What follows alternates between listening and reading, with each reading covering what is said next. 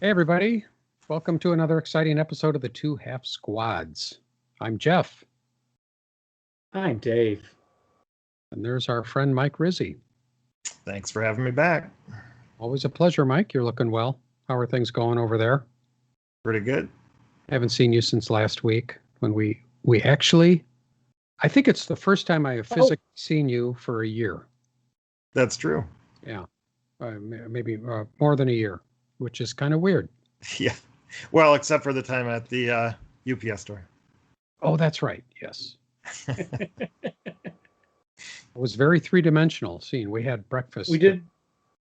All of us, so 4 of us gamers in the area, which was very nice. So I'm glad the weather is good, so that we can do that a little more often. Are we on for this week?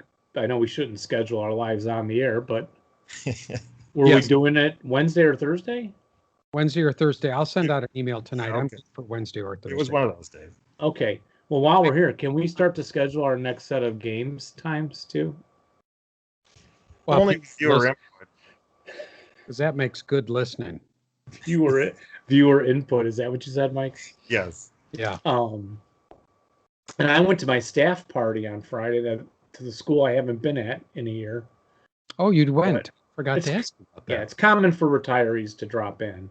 Yeah. And I did sub there 13 weeks last year, right before they sent people home for a while. As our listeners will remember, because yes. they track comings and goings. Yeah, well, actually, they might remember that. Yeah. But anyway, so yeah, it was cool and outdoors, and yep, that's all on that. And you didn't end up somewhere on Lower Wacker? I did not end up. No, I left to play Star Wars with you guys, role-playing games. That's right.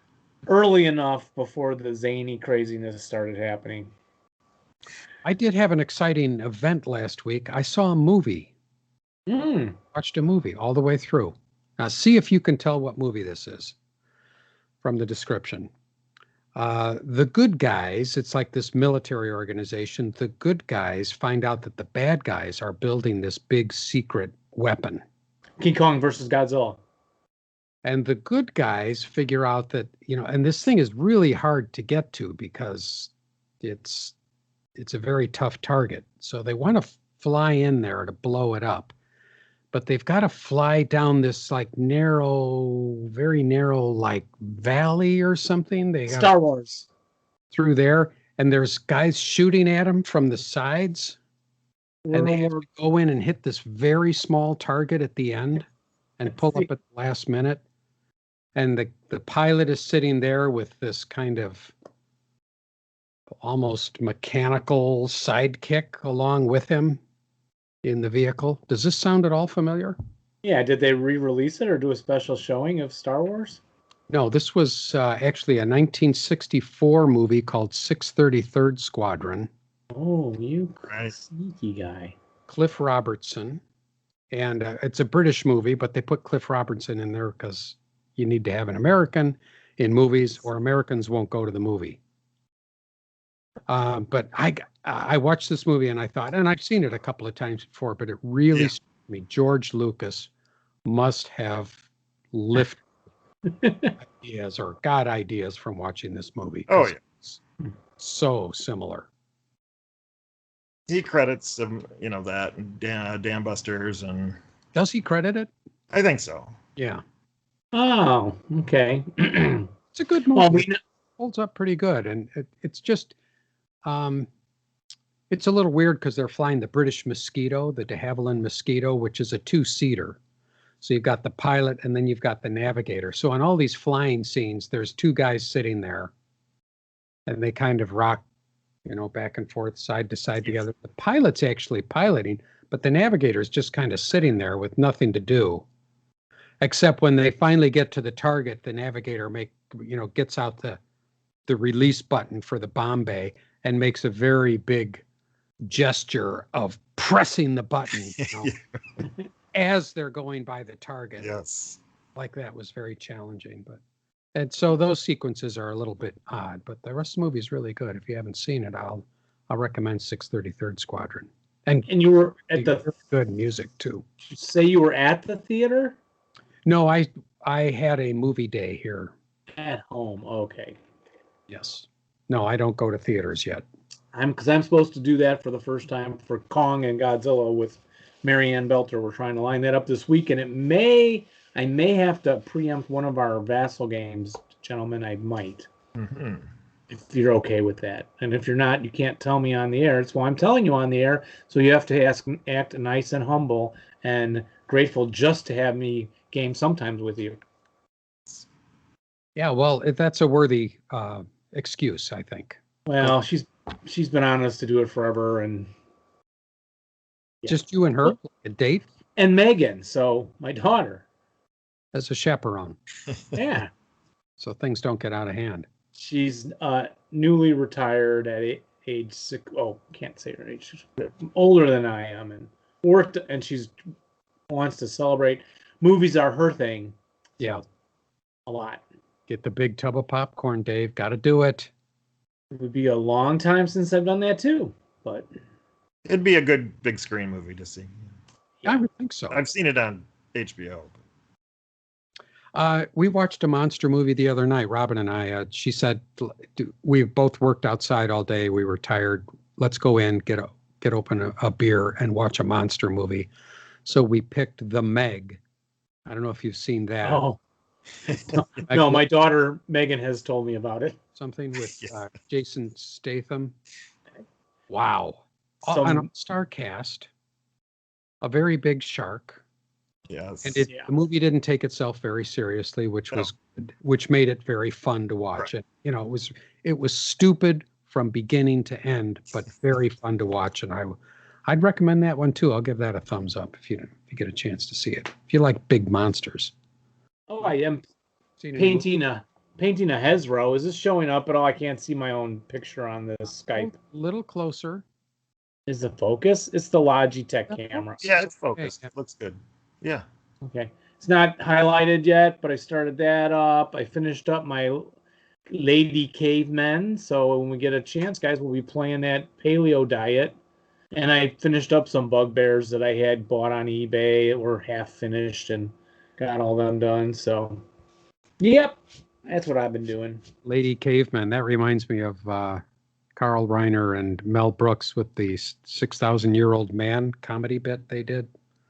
They talked about discovering women when, cavemen discovering women. And they said, hey, there's ladies here. And that's how cave women were discovered, by cavemen. Well, we have a full show today, I think. Should we start? Including letters. Letters. Ooh, letters.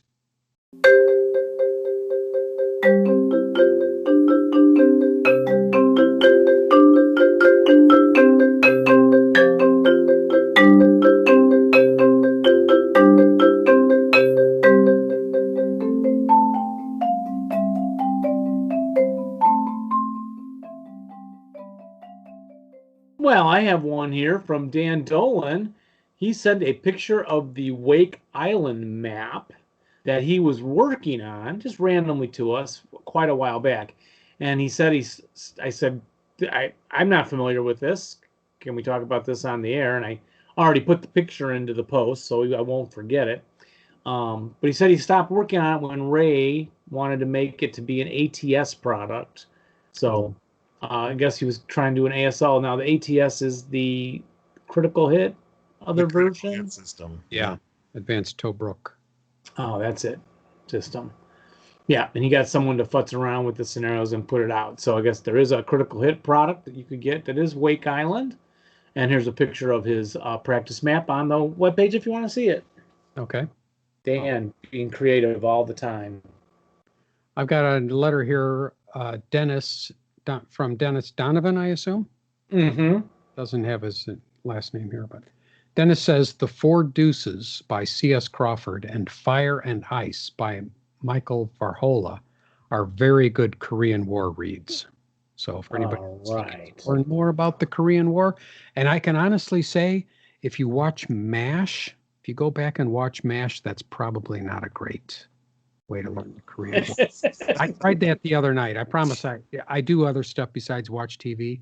But we watched something the other night. We were done watching Frasier, and I thought, I'm going to watch MASH. And I watched the first episode from season 1. I got about 15 minutes into it, and I thought, I cannot watch this. And why was that? It is no longer politically correct. And I am not an overly reactive, woke person. No, you're not. But I could not take it.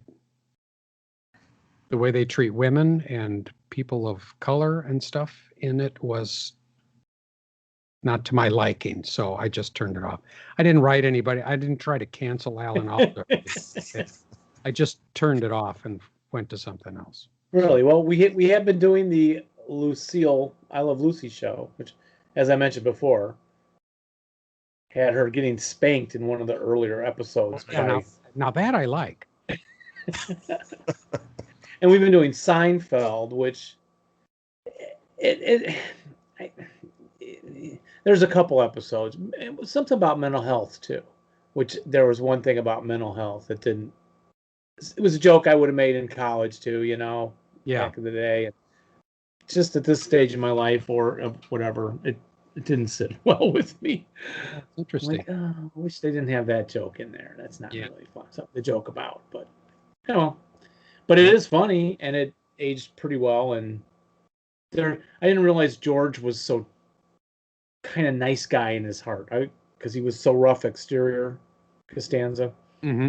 I never watched all the old shows, Yeah, I always yelling and doing this, and I didn't realize he's really a softie, and he's really quite shy around women.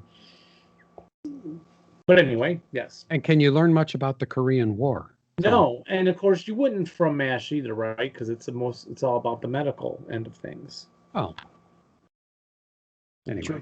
We like the battles. We want to play Soul. We want to play Forgotten War. Yeah. Okay, Mike, you're next. All right. We have one here from Rick who says, do not despair at the low number of entries for your giveaways. It does not reflect on your popularity. I believe many folks like myself don't enter if they already have the product being offered. But I do still hear Dave screams down the street every night, despairing. Well, speaking of, let's despair again. Okay, turn it a little bit. We're catching a lot of glare there, Dave. Oh, Winter Offensive Pack. Yes. Which one? Number 7. Number 7. Not 37. We're giving this away? Yep. And what do they put in the? I assume, Jeff, I'll put one on a different one. I'll put 8. Do we have an 8, or maybe it's an action pack? Whatever I got next in the stack from our good friend Bill Cobble. It's kind donations. Can they just put something in the subject line, Jeff, or do they have to do a? I know I'm springing this on you. I think, because most people got this, we ought to just say email. I like offensive things. How about that? Okay, put that in the offensive things in the subject line. Don't cancel me. All right, yes, you could do that. Okay. Put that in there, and we'll draw next. This show's gonna post on the 15th around. So the show, let us know by the 1st of the following month. No, the end of this month. No. An email, a Twitter, post on YouTube. No, it's too much. I can't keep track of it all. Oh. It has to be one place. It has to be in the Gmail. Okay, it's got. But I will put one on Twitter. I'll put another product on Twitter. It'll be a retweet it. So watch for that coming up too. Well, we now have a log of all your Twitter. We've got a sheet that's gathering every tweet you make. Yeah, you did say every tweet that comes in. They're all in a spreadsheet. So that'd be an easy way to find that too then. Okay. But that'll be a separate project. We'll do 2 contests. Okay. I have one. Hello, Jeff and Dave. I recently found your podcast, and I'm enjoying it very much. Somewhat a noob and have only played 30 scenarios in the last 18 months. Thanks for your efforts. Keep up the good work. Nathan Gregg from Peoria, Illinois. And he won our last product, by the way, but we never read his letter. I don't think we did. Or maybe we did. But anyway, It sounds familiar. But welcome to the fold, and that's a good number of games in such a short amount of time. that really is good. I've got one here from Tim Stevens. He says, "Hi, guys. Long-time listener here, and I would like to thank you both for all you've done for the hobby. Jeff, what happened to your playthrough on Crucible of Steel? I've been hoping to hear a discussion about flying turrets. I played it once, but failed my PMC around turn 5 and lost as the Germans. I wish you both the best and hope you keep up the podcast for as long as you're having fun with it." Oh, yeah, and sugar tanks. Remember that one? Yeah. I remember that very well. Thanks for your letter, Tim. Yes, I just talked with Rich Spilkey because I was doing Crucible of Steel with him. We are going to try to pick that back up in the very, very, very, very near future. So that kind of ended with the lockdown. Yeah. Right. We're still working on our, as I've mentioned before on the show too, I think, we're doing our playthrough of all the Crucible of Steel scenarios with my friend John. And we're getting close to the end. We've only got like 6 more to go out of the maybe 30 some. Yeah, that's something. Yeah. So we're almost there, but we've been doing the campaign, my rudimentary campaign system that I explained that one time. Yeah. Yes. And it's been interesting. I'll have to do an analysis because it definitely has some patterns to the various design elements and win-loss ratios. Yeah. So once we're done, Yeah. we'll have a long talk. Yeah. That's a good product. Where can we buy that product, Dave? Crucible of Steel. Well, I would go to ritterkrieg.com where you can get all good ASL products from Ritterkrieg. Free shipping. Where else? Just go to Ritter Krieg. It's all there. Yeah, free shipping. Mention Dave Kleinschmidt and you will get a large box of popcorn. Indeed. Wow. Mike, you have a letter there? As packed material. He will pack your product in popcorn. Yeah. Okay, go ahead, Mike. Let's see. We have one here from John Bulow of Troy, New York, who says, "It's my pleasure to be able to contribute for the enjoyment I receive from your podcast. As a relative newbie who has only discovered Squad Leader and its advanced flavors about a year ago, I thought I might quickly become confused or bored by such topics as terrain time, rules discussions, and playthroughs. But you've kept things interesting, and even when I didn't fully understand, and let's face it, that's most of the time, I feel like some of the collective Squad Leader wisdom you share is slowly beginning to penetrate. I've started a software project I may not be qualified to complete to generate Squad Leader scenarios on a pseudo-random basis. I'll probably never be able to design a good scenario on my own, but possibly if I can generate a few hundred, one of them may even be playable. I've made it past episode 200 in my quest to plow through all of your episodes and was a little shocked to hear about Dave's health scare and hope that is all in the past. Best wishes for many more episodes of your fine podcast in the months and years to come." Excellent. Yeah, the hard thing, they did that screen. The last checkup said it was all good, so I shouldn't have to go back again and even have it looked at. Thanks for sharing your concern. And how about that software project? So that's for real? Yeah. It's making you can just hit go and it'll come just up with crank and Right. turn it 100 times and a scenario pops out. Well, keep us updated on that, John. You could probably make something with the standard ASL rules for generating random scenarios. Yeah. That would be easily doable, I think. Yeah. Fascinating. Well, we had a few comments posted on, I think it was YouTube. Hexes and Soldiers said, "I appreciate the regularity of these shows. You guys are the oatmeal of the hobby." Now that's either a compliment or not. I'm going to take it as a compliment. And Lars Peter Simonson said, "First time I saw Klaus Malmstrom," commenting on that show, "was at ASO in Copenhagen in 2005. I was sitting with my back turned to his game. I was playing a non-Nordic speaking opponent. Then I heard behind me Klaus exclaiming in Swedish, 'What in the hell? Break, you bastard.' I just doubled over laughing, and my opponent didn't understand why." Yeah, if you're not speaking Swedish, you don't get when they yell things in foreign languages. Brian Martuzis visited Claus in 2000 when I didn't go to ASO, and Brian visited me right after in Trondheim. He did show me one of the AOO scenarios with Bulgarian air support ASL 120 return to sender. My only input that has ever been made into any official ASL product was changing the air support from 44 fighter bombers to 42 fighter bombers. Look at that. Everyone's a contributor. Lars, too. Hey, Lars. Got one here that says, let's see, who is this from?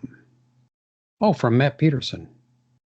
The 2021 Summer Sizzler is an all-you-can-play ASL feast at History KC Fest, Kansas City, July 30th through August 1st.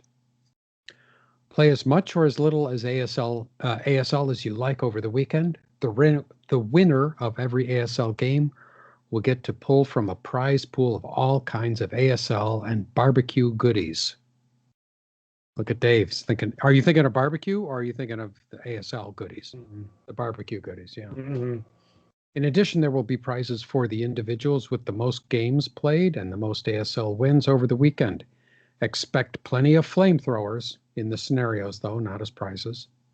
The Kansas City ASL group will be on hand, and you can pick up ASL games throughout the weekend so you can check out the other offerings while still getting your ASL and barbecue fill.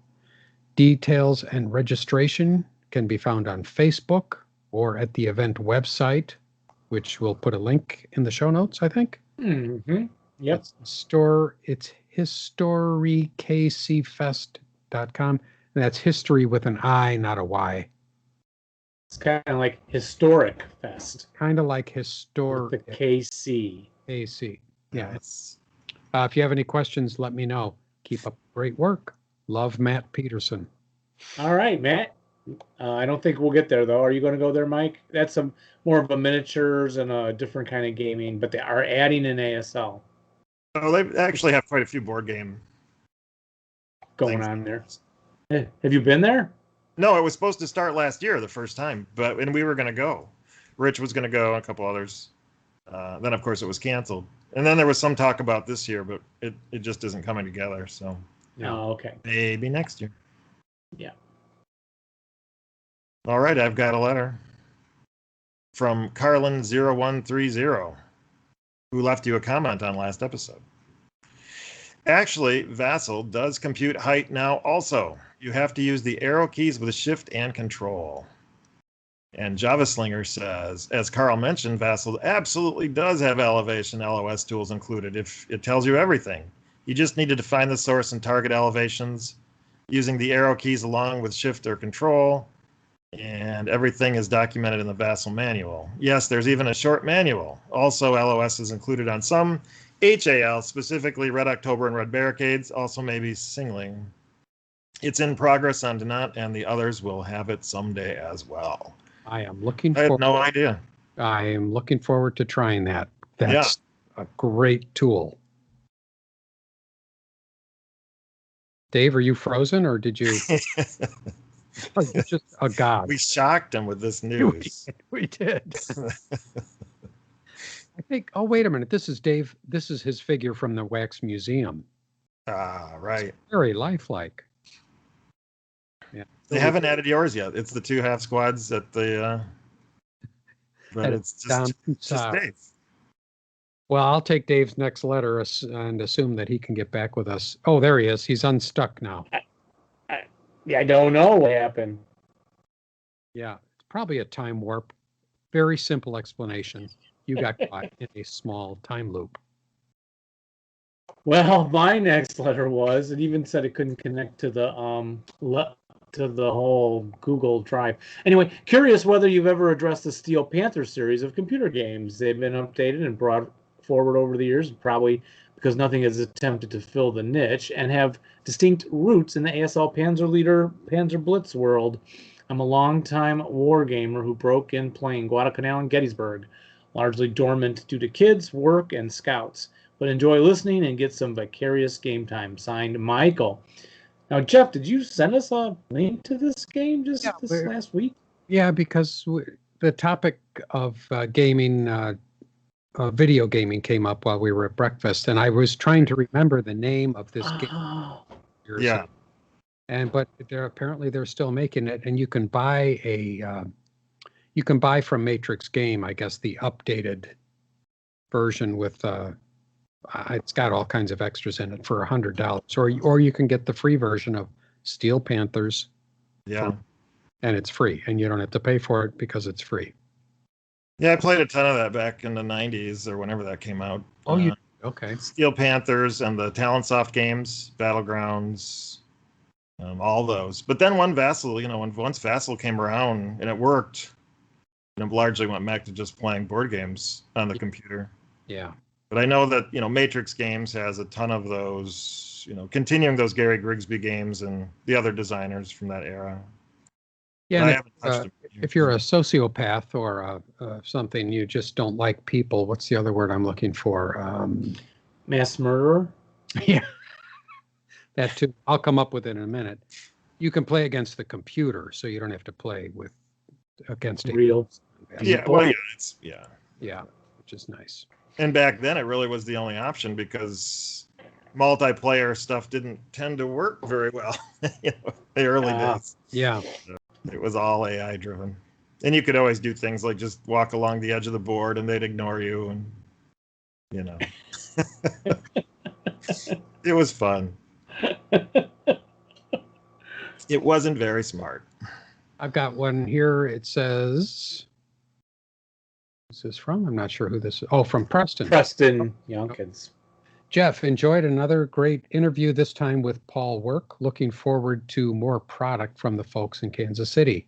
Having re-listened from about episode 125 forward, I went back to the very beginning to listen for the third time. The evolution of the show is great to follow.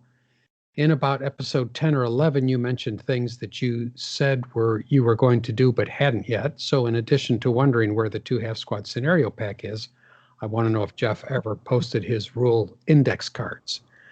Next week. One of your early topics was the random event sniper fee, the sniper counter. One of my questions when I came back into ASL was what happened to the scout. Oh, was there a scout in Squad Leader? I never played Squad Leader, so I thought Mike would know. Mike did. Yeah. Oh, interesting. I have heard that they were subject to abuse in their use. Well, we can't have that. We'll have to play a game of Squad Leader sometime. That'd be fun. I've never played Squad Leader. So how did the scout work, Mike? I don't remember. But something about... I know it exists. I mean, the big difference, of course, between Squad Leader and Advanced Squad Leader is it doesn't have defensive fire. You move all your pieces in a more classical way, and then the defensive fire can happen, and you can kind of go back and shoot at somebody where, the paths they followed. But passive but it's fire. not you don't have the first fire, stop, interrupt, lay down residual. That whole thing is the great innovation that is ASL. Yeah, okay, because John Hill, I did play this Johnny Reb miniature Civil War game, and it had to pass through fire. So you move your big line of troops up, and then the defender can choose a point along that path. Right. Right. Which is also a good idea. We have a question from Z Crater who asks, Dave, you mentioned the article about truck use in ASL. What is that article? And the answer is Truck Transport and ASL by MMP's own Pericote, journal number 3. There you go. I think there was an earlier one. Oh, Keep on Trucking. General. Keep on Trucking. Yeah, Keep on Trucking by Perry. I think there was an earlier one, but I don't remember where that is. Maybe I'm wrong. So, well, that wraps up letters. Other than this picture Jeff's going to discuss here, I guess I should post that or link it. Okay, and speaking of this, we'd like to thank our Patreon supporters: Wade Semelis, Dana Linfield, Jim Vassio, Steve Banks, Jeremy B., Klaus Hermans, Richard Ing, Jack Brown, and Sam Tyson. Thank you all so much for supporting the show, every show on Patreon. Thank you. You too can become a Patreon supporter. So this picture here, I suppose we're going to post this on the site. Yes, can you describe, I assume you will, as you're trying to... Well, I guess I could share my screen, couldn't I? Oh, yeah. Okay, so this is the picture, and I'm supposed to discuss this? Yeah, what do you think that is? It kind of looks like our neighborhood where I live. It looks like a day in the park. Family and children. Some people running away from other Yes. people, some people shooting. But I see the graveyard, and I see There's a people clue. emerging from the graveyard. Could be a zombie I invasion. would say zombies. Yeah. It looks like zombie counters. Yes. It does. Where did these come from? This is quite nice. Well, even though I believe Broken Ground Design is not officially a sponsor right at the moment, but I found that on the Broken Ground Design site. So Wow. I'm hoping I have to email them and say, man, send us a set of those and that'll get you some more sponsorship. Jeff, remember we played like half of these scenarios. Yeah, zombie scenarios were very fun. That was a long time ago. It was now, wasn't it? I think it's time to bring those out again. It's been long enough, so it would be fun to do again. Well, if these counters come out and we can nab a set, Yeah. I would love to finish them off. Yeah, in person. Look at that. So yeah, there's regular citizens, right? Yep. And then zombies. Yeah, with no firepower. They've got their morale's not too bad. 6. Yeah. Yeah. 0. That's tough. Oh, zombies have 10 morale. Wow. Yeah. It's hard to upset a zombie. Yes. You got to be really mean to them. Are they fast or slow, though? 1 hex every turn? They are slow. Movement's not on the counter, though, right? Nope. If I remember correctly, Jeff, they were slow in the games designed by, East End. Yeah. East End Gamers? Yeah, Zombie Pack. Yeah. Very fun. And there may have been a second Zombie Pack, too. Maybe by now there's been a third. Hey, send it to us, and we'll promote it on the show. Yeah, absolutely. That's how this happens, folks. We don't just, pick out our favorite things. We want to talk all things ASL. So but I don't even keep up on everything that's out there. So I found that. How was that? Very cool. Well, speaking of zombies, if for a moment of a little self-promotion, I did serve as, technical, historical, and military advisor on the new Romero book written by my friend Daniel Krauss. He had inherited the rights to continue writing the unfinished works of George Romero. And so I helped him out with the various military aspects of that book. Wow. Which is out now. Just came out last summer. Yeah, Did you get your name in it? Yep. Oh yeah. Oh, that's like when I.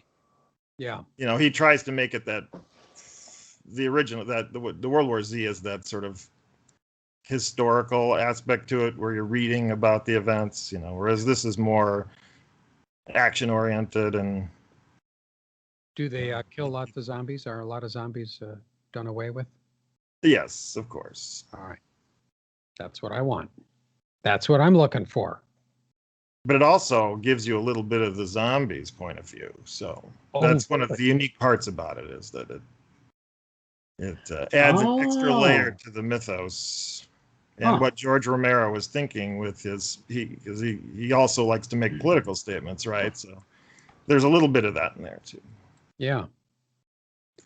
And a spokesman, I understand a spokesman for zombies is trying to get zombies now into the military. as well as their own bathrooms in certain sporting parks and events. And I think he's trying to get them to stop using them as crash test dummies in those car tests. It's not fair. Just because we're dead, you put us in those cars. If you like that idea, I also recommend Daniel Krause's other book, the Zebulon Finch novels, who is also sort of a quasi-zombie figure, and much of that kind of humor is in that book. He's used for testing on and all this sort of stuff. Very good books. Okay. That's good to know. Well, I read Tales from the Zombie, the comic books from the guys that made the Giant Planet of the Apes comic books, and Conan, the Savage Sword, right? There was a series, Tales of the Zombie, and the main character was empathetic. You met him as a human, and then he died, or was kind of like a Swamp Thingy thing, but it was cool. Yeah. Was that like back in the day? Back in the 70s, yeah. I don't know how much time that covers, but in the day. Yeah, it's a lot. And how long did that go? Was that like dozens and dozens scads of issues? No, something like 15 maybe. Oh. And I had them all, and then I sold them all on eBay. Yeah, someone just goes, "Are these any good?" And I just said, "Well, I liked them." And he just grabbed them because they're pretty beat up, Yeah. Well, on to the meat of the show. I can't see myself. Which one is it? Am I pointing at one of the covers? Oh, yeah. You sure are. Uh-huh. One of them. All of them. Well, we're not doing Kansas City action packs. We're doing Brevity Assault or Biazza Ridge. Okay. We're doing this one. No, we're not. Yes, we are.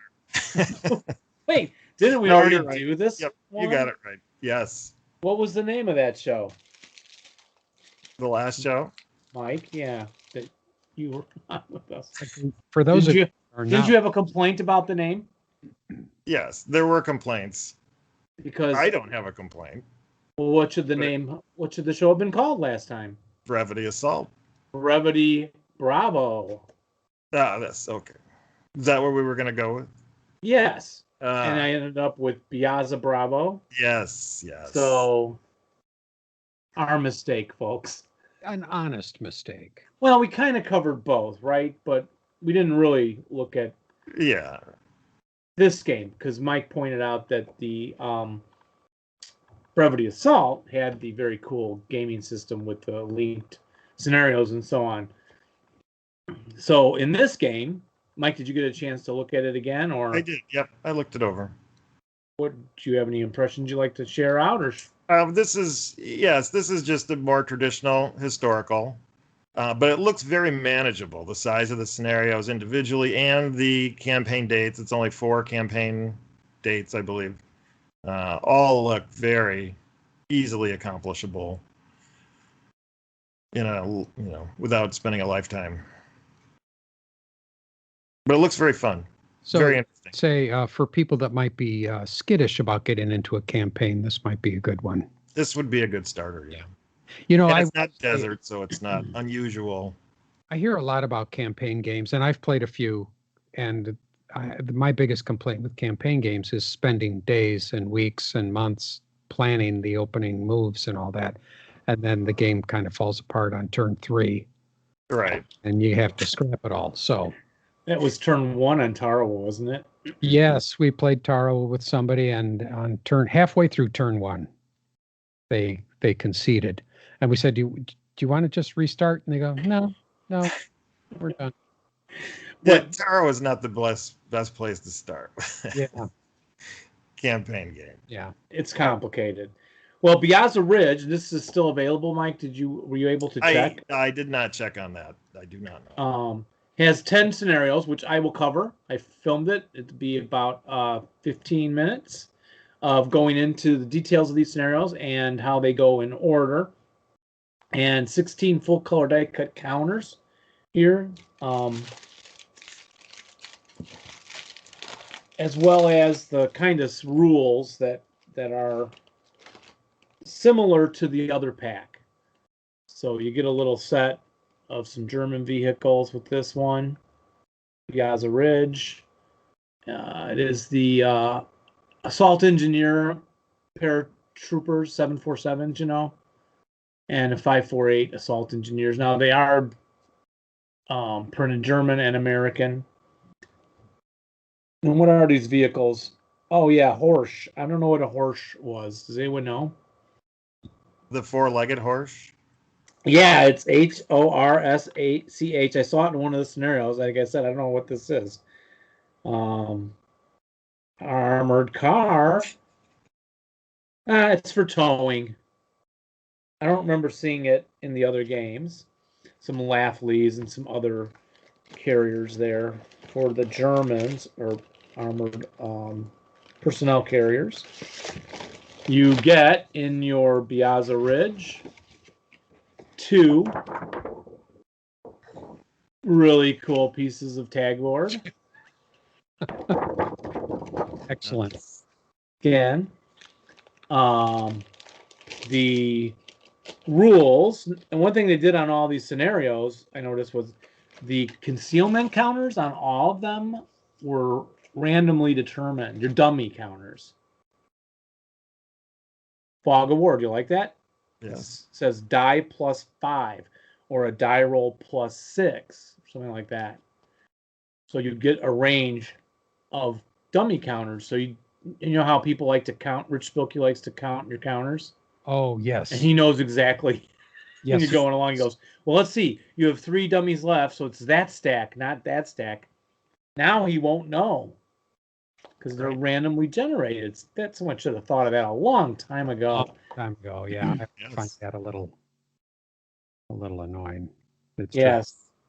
So there's I did not take a deep look at the campaign game, but the forces are all laid out on the card for you. Okay. And just so everybody knows, this is the 82nd Airborne. Yeah, the historical. Its push, yeah, in, and then being counterattacked by the Airman Goering Division. So a lot of tanks versus American on the ridge. Yeah, and they were trying to get to the landing zones at Sicily, right? This was all. Yeah, the Germans. Yeah, this is the Airborne pushing toward Gela on Sicily. Yeah, and then the Hermann Goering Division is trying to get back, breaking through these guys, and some of the scenarios that represent that action to break out to the beaches, and a lot of them have all this naval OBA, Right. NOVA, and OBA in a lot of the scenarios. 128 millimeter from U.S. destroyers, and it tells you the dates like these could be used in your game. The German Biazza Ridge campaign game OB. I don't know, Mike. Did you also buy stuff in this one, or? In just the regular scenarios, I don't think so. Yeah. Maybe. No. In the campaign game. Oh, in the campaign, I think there's the normal reinforcements in the rules here. They have stream reed beds also here. Reed beds? Reed beds, yeah. Oh, okay. Yeah, there's a couple new terrains in there. And streams. But not an overwhelming number. No. Yeah. No, but one of the things that I did look at in depth is this the way to play. They have a lot of slopes, but they also have a provision that you can play them as hillocks. Right. Not sure that's going to help me any. Hillocks are easy. They're just a tableau. They're just raised up like a table. Tableau. Okay. The tableau. Tableau. But they're half level, right? Yeah. So they really is easier to envision. But they have this German vehicle notes, SPW 251/17. Just got a 20L flat gun on it. The Horsch, there it is here. heavy off-road passenger car built by Horsch and Zwickau and Ford, Germany, in Cologne. Wow. Some details and nice set of footnotes. And again, they use the rules. Like, did we cover these with the other game, the machine gun malfunction table? I think we might have, but yeah, that and the other interesting one is the OBA unit, right? There's the artillery men who can call it in. It's a unit itself. It's not carrying a radio. It's a observer. Yeah, kind of like a shore fire party, right? Kind of thing, and they have a separate counter for them. Yeah, they are all on the sheets you'll see when I present these regular 10 scenarios. You still have to roll radio contact, I assume, with those? I think So, yeah. I don't remember from when I read that, but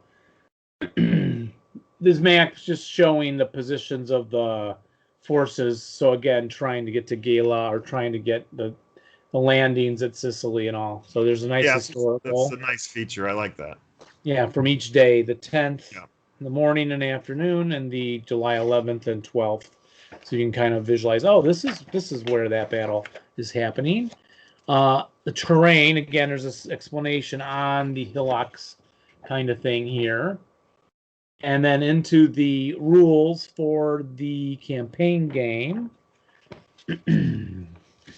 About the assault engineers, something special for armored assault. So there's a lot of little tweakings of things. Yeah, here's the artillery observation team. Is that showing up okay? A little closer. Yeah. Up. Oh. Up. There you go. Oh yeah. Oh. I can't see myself on the Skype call. With the just that much on how to run those guys. And now they've put in these crest lines. So let's probably take a look at the maps. Cactus hedges are now depicted separately on the board. And there's sparse grove, rules, vineyards, a lot of vineyards. It's Sicily, right? Yeah. It's Sicily. Yeah, it's Sicily. Hey, it's Sicily. Those cactus hedges look familiar, Dave. Were we just playing a scenario that had cactus hedges? We did. Was that on? That had to be Vassal. So it was on Vassal. Yeah. Transformed it for us. Yeah. I think. Yeah. But you do get a big set of maps. So you're also going to get the map of whatever I have here. Biazza. This is the Piano Lupo part of the battle. Okay. They're actually really good looking maps. They're really good looking. Maps.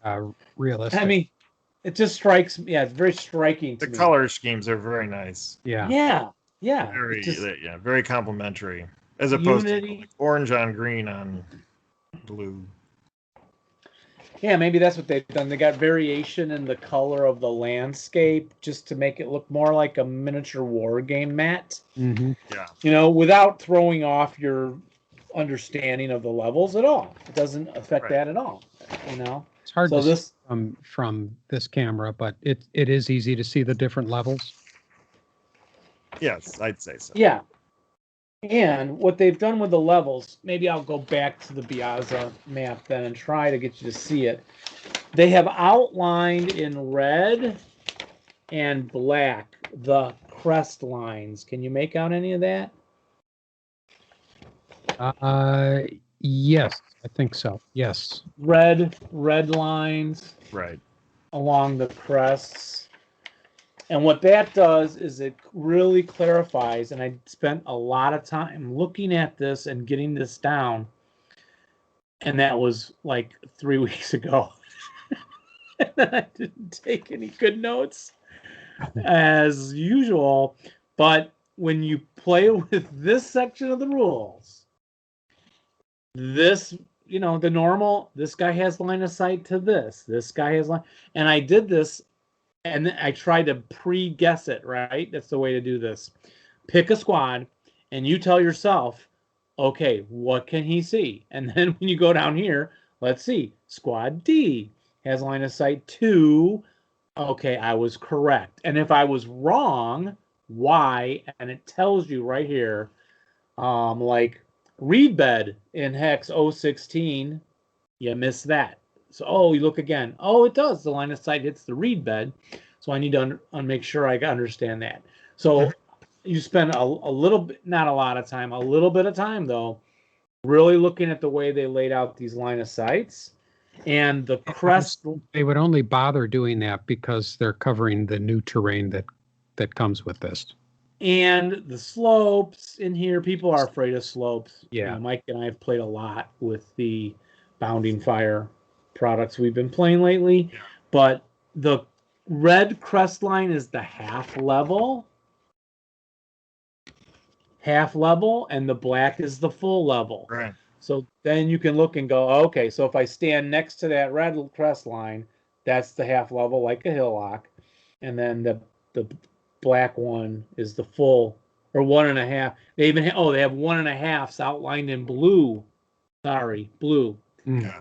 1.5 level. So if you think like, oh my gosh, I'm up a level and now there's a hillock, so that's a 1.5. They just outlined it in blue for you. So sweet, beautiful move. Yeah. Color coding that. And then this section, Jeff, is like the in-season orchards. Here they just wanted to clarify that what your orchards are doing to your line of sight when they include these half-level hillocky things. Yes, okay. Going up the hill.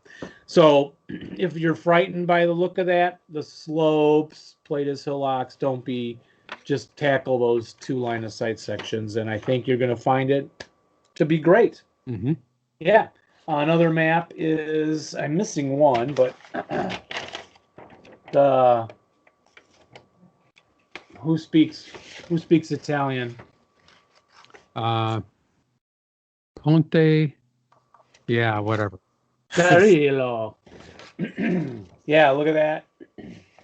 That's another point of the going up the hill. Okay, and they have a lot of the pillboxes are already put in for you, historically where they were. And just the big one, I guess I should back up.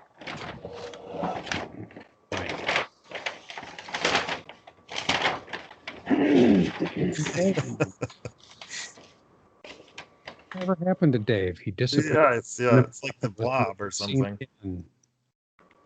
Wow, that's gorgeous. Yeah.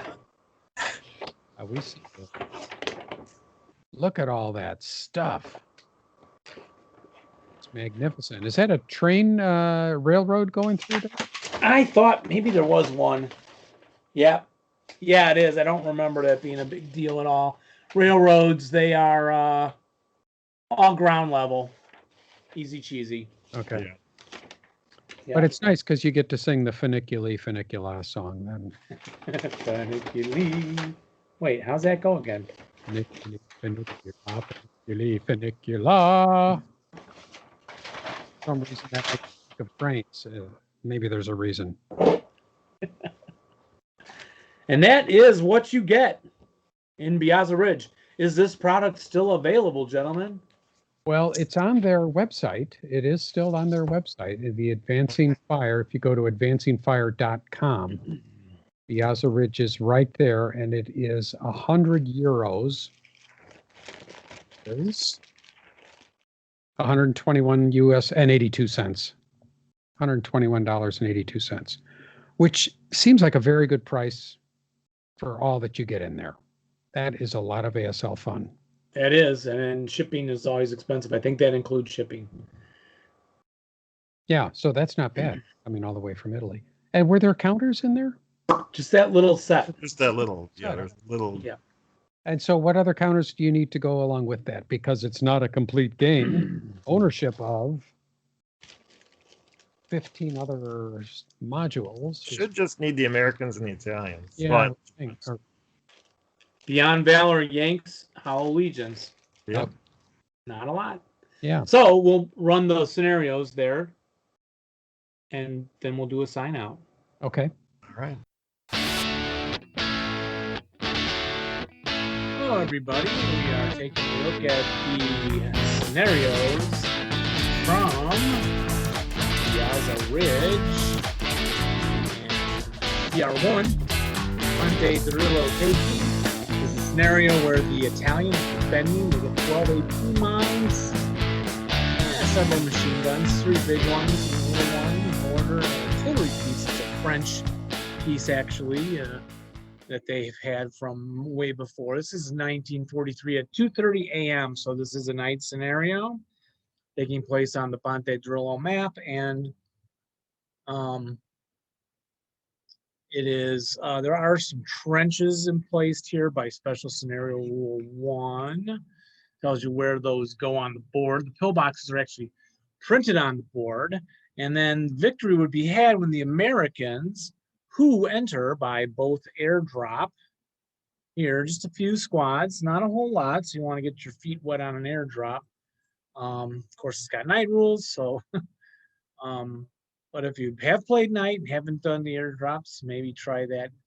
And some more 3 squads, 3.5 entering along the edge of the board. Also coming in. What they got to do is to take the pillboxes and trenches at game end, and the Italians have to not have the gun going. So either lose the crew, have it mouthed, have it eliminated by the Americans. Nice little scenario. Not a lot of squads. Get you comfortable with the new map and all the new kind of new rules you might have there. 7 turns. Next one up is Gorham Assault, or do you say Gorham? And this one is on the Abio Priolo map and has the Italians and Hermann Goering division, Panzer division elements. Just a few, what is it? Just a squad of Germans, I guess. And a 7-0. This die roll +1 is the number of concealment counters you would gain. Some wire, 2 wire, 2 trench. And the Americans need to win. They control T19U20 building at game end. Again, just you're looking at 5 squads versus 4 Italians with an extra German element there. 5 turns. Yep. This one's taking place the same day as BR1, but that's at 5:30 a.m. And I believe it had normal light, no night. The Americans have ammo shortage. And there's a +1 Dawn LV Hendricks, +1. That's taking place at 5:30 in the morning.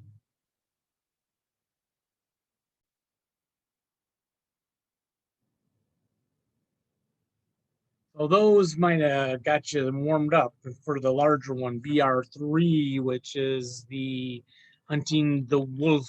And this one is a good 8 turns, which I think you're going to need. And it has the Americans set up less than 5 hexes from F-18. 4 squads, 3 half squads, couple crews, leaders, some array of support weapons. They're digging in, overlooking the road. And then these Americans set up 6 hexes or less from I-2, and then these from W-13, and variable concealment counters. I like that rule, variable concealment counters. That's great, isn't it? Why didn't we all think of that before for Fog of War? Jeep comes on. I don't know what that's going to do, because all these Germans are coming on the board, attacking to take over that area. To win, they have to take these hexes. Let's look at the board. Oh, I think it's here. Yeah, these 3 overlooking hill hexes.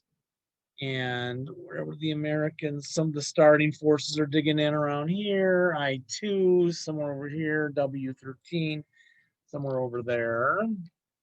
Beautiful map. And the Germans are really coming on with 16, 18 and a half squads and 5 tanks.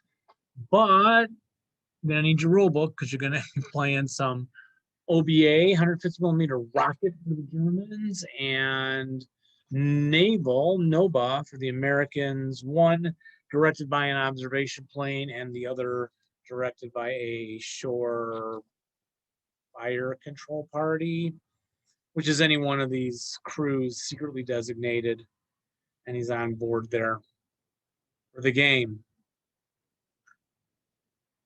ER3.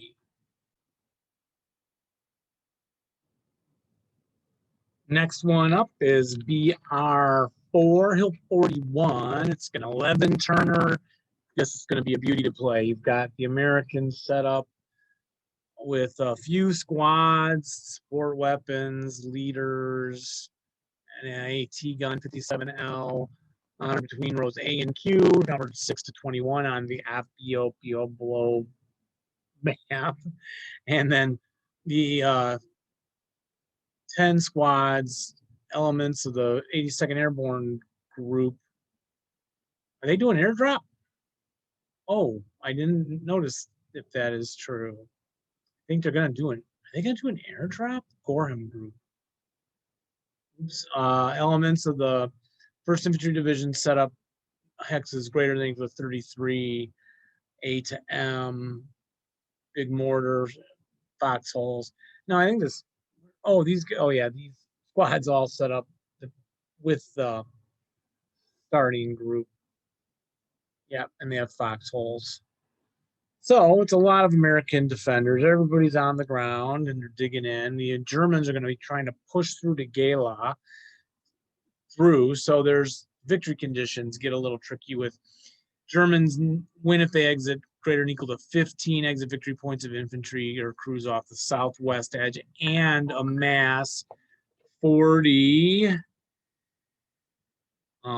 points, including casualty victory points in the normal manner and exiting vehicles, guns off the southwest edge, providing they exit 7 or more Panzers, 3s, or 4s tanks off the northeast edge between two hexes before turn 9. So there's the idea is this armored column is trying to shoot on through and get off the board, as well as destroy the enemy and exit the southwest edge, as well as the northeast edge.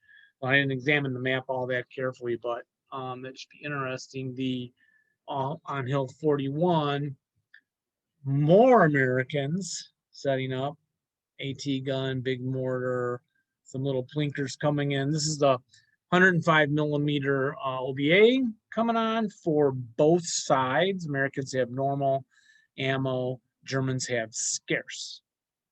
And Germans got, it's just a crud load of tanks. Infantry looks like the first group, 7, 8 squads, same thing for the second group, and a bunch of armored vehicles, cars, etc., things I haven't seen before, I don't think. And then 17, 18, 19 tanks with the 2 groups coming on and the 105 OBA. So you're going to, again, need all your turns to play that out. Turn 11. That is BR4.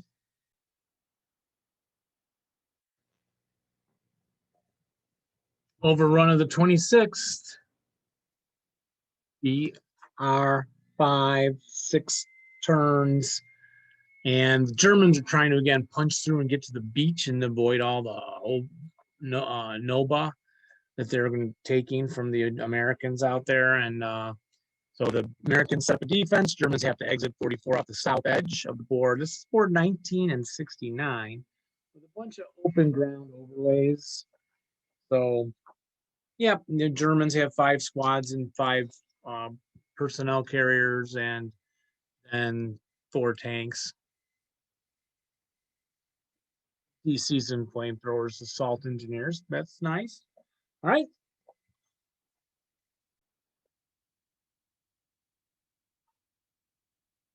ER6, look at this one. Farello, it takes place on the Gila Farello board.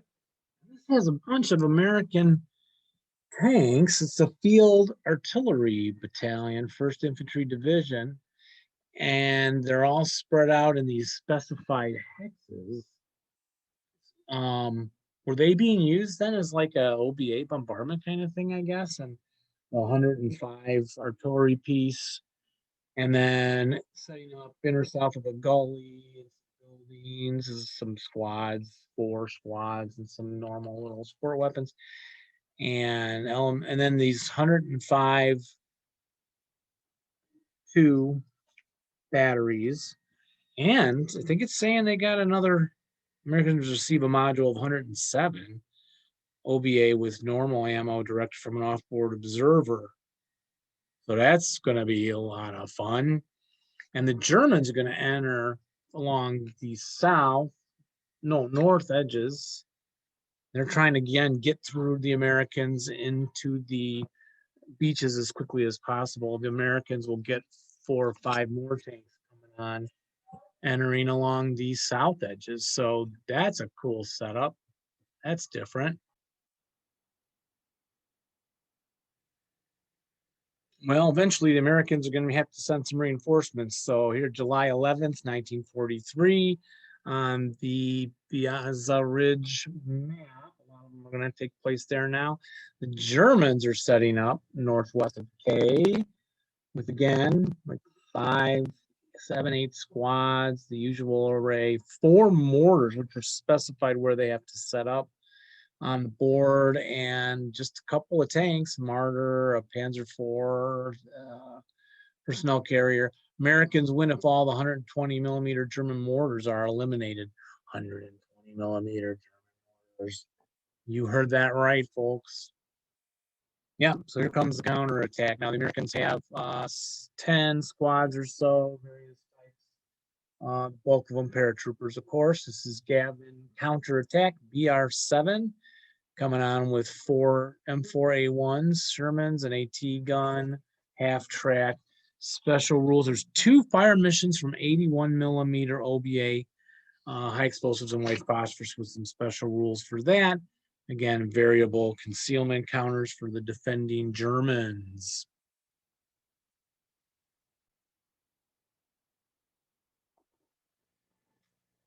BR8 Tigers attack. So now the Americans are now entrenched in the area with some foxholes, an 81 mortar, artillery piece, AT gun, 37LL, 5, 6 squads, a couple half squads, and reinforcements coming out as they are attacked by, again, the Hermann Goering Division enter turn 1 along the northeast southwest edges, and the Germans are trying to control greater than equal to 4 buildings by game end. And so then they attack against the Americans. Americans get some more reinforcements to pop in there in that sector of the Biazza Ridge map.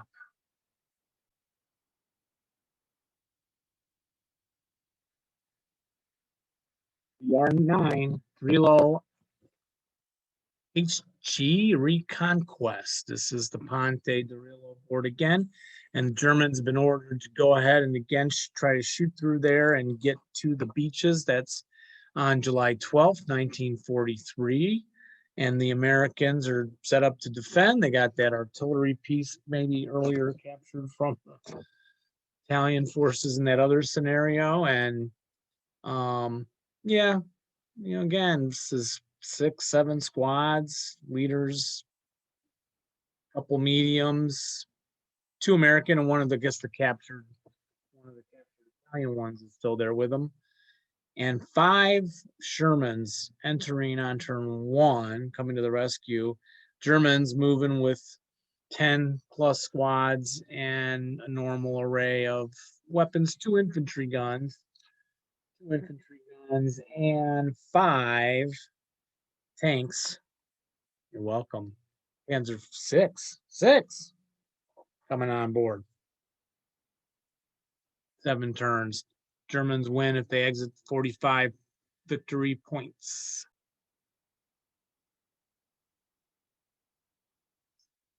Or BR10, last scenario in the pack, Road Junction Y. This is taking place on the Piano Lupo board now, and it's July 12th, 1943. around noon. The Americans are setting up again, some scant troops and stuff set up, and then they 105, but it said it only got one battery. I mean, one round of fire. What's the term I'm looking for? I don't know. There's 5 tanks though set up along the edge of a hill. Or, they enter turn 1 along the north edge, and then this small German force is trying to exit, so they only have to get 15 points off. The Germans do.